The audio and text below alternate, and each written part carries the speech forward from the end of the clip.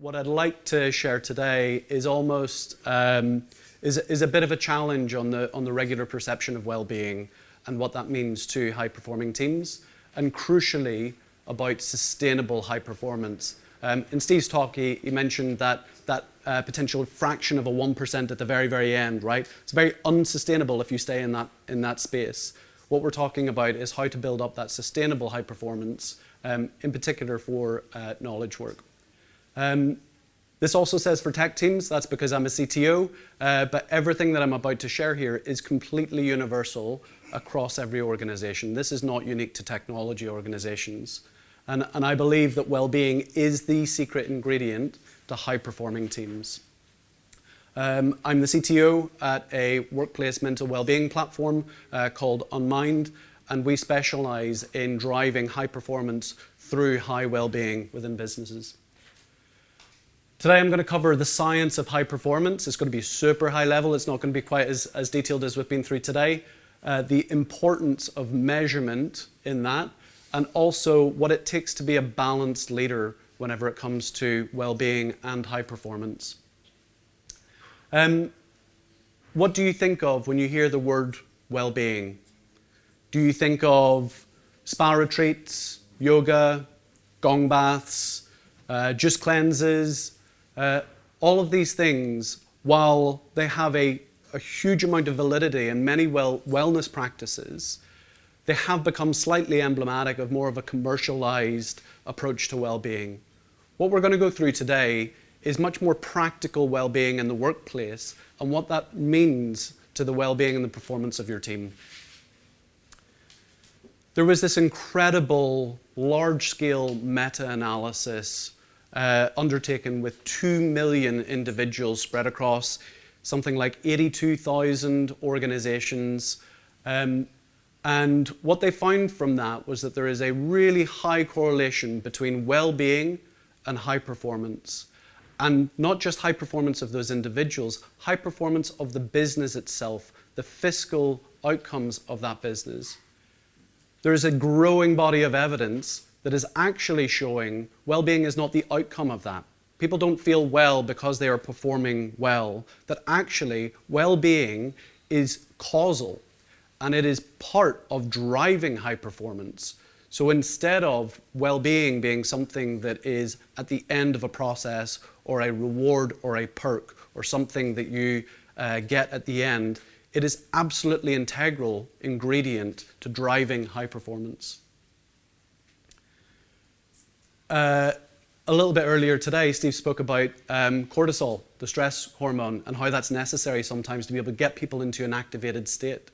And that's very much in this, I'm going to call it the negative side, Steve, sorry, but really what we're talking about here is if you spend a significant period of time in a high cortisol space, if you're highly activated, you'll start to feel things like anger, anxiety, frustration. That's how it can be felt and perceived by yourself and by others.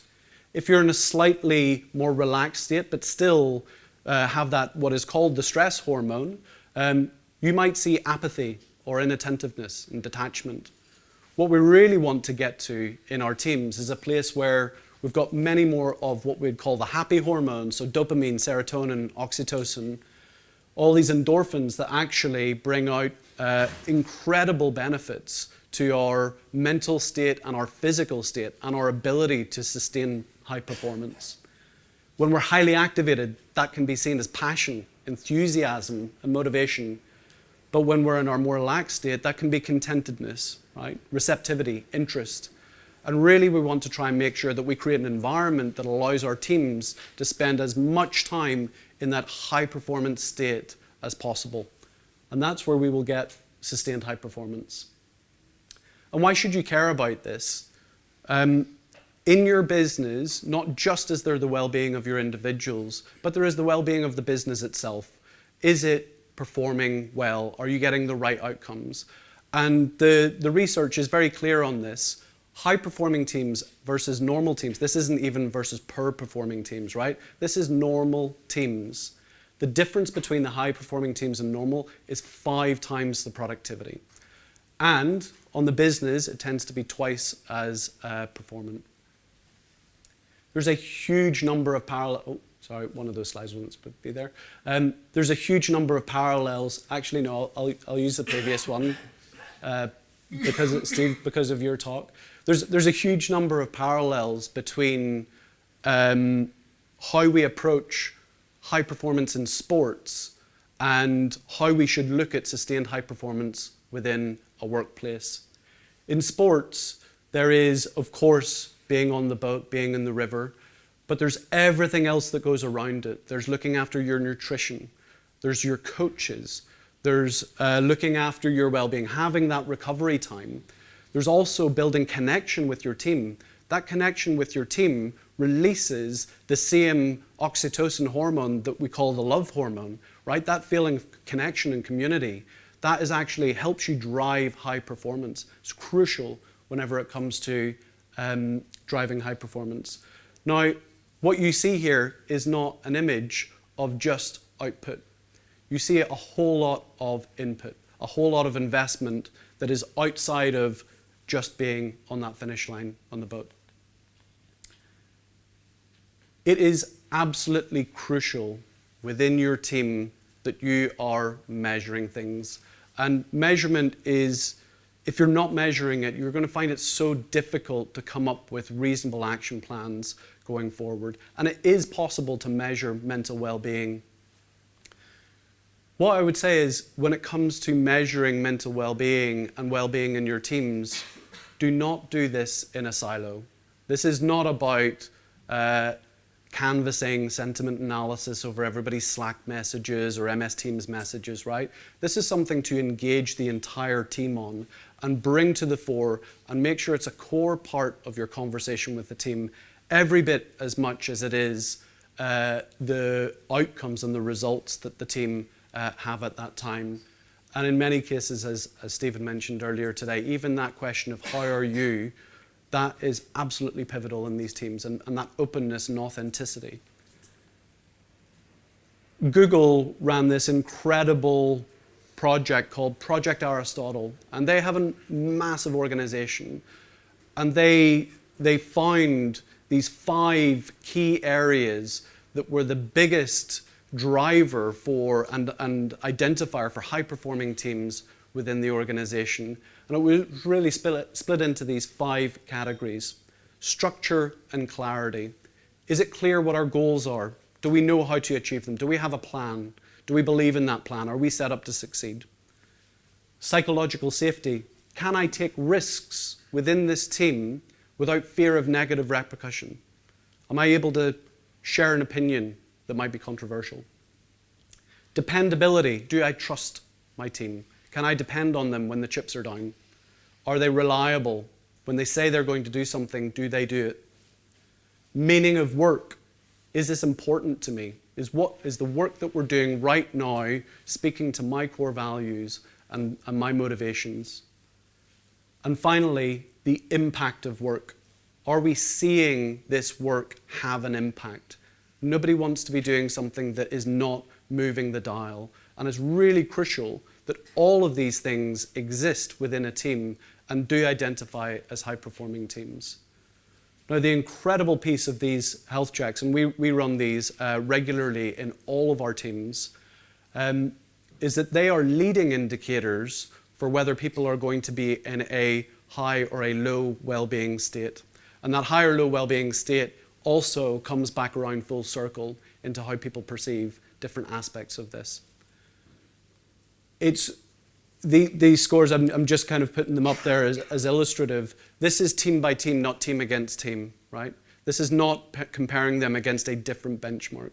This is comparing them against their previous selves. Where were they from where they were before? And it's important that every team has their own unique plan when it comes to well-being and their performance.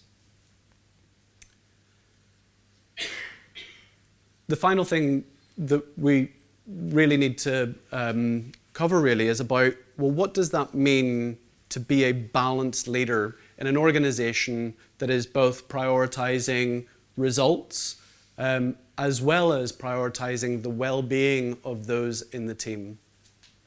Now, you cannot be an organization that prioritizes only the people, right? that will be an organization that will fundamentally start to lack output. It will not be able to sustain. It will very often struggle to maintain momentum. On the other side, if you are pure focusing on results, then often those organizations tend to see things like high burnout, tend to see the absence of recovery, really where the business results come above all else. These two things compete with each other. They are a slight dichotomy. They are polarities. But the very best leaders need to find a way to balance the two of these things all the time. And it is hard, it's not easy, and it is a challenge. So what I'd like to share from some of the incredible work from 𝒕𝒉𝒊𝒂𝒆, the Chief Wellbeing Officer and co-founder at Unmind, is a bit of an illustration about how you can prioritize these two polarities and what they look like whenever it comes to being a balanced leader in an organization that uses well-being to drive high performance.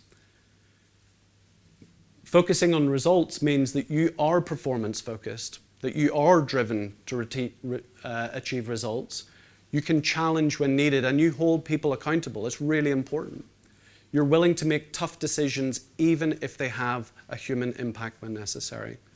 So that is necessary, but there are downsides to that in the extremes, right? If you are excessive on results, then you could appear tyrannical, authoritarian, or dominating, right?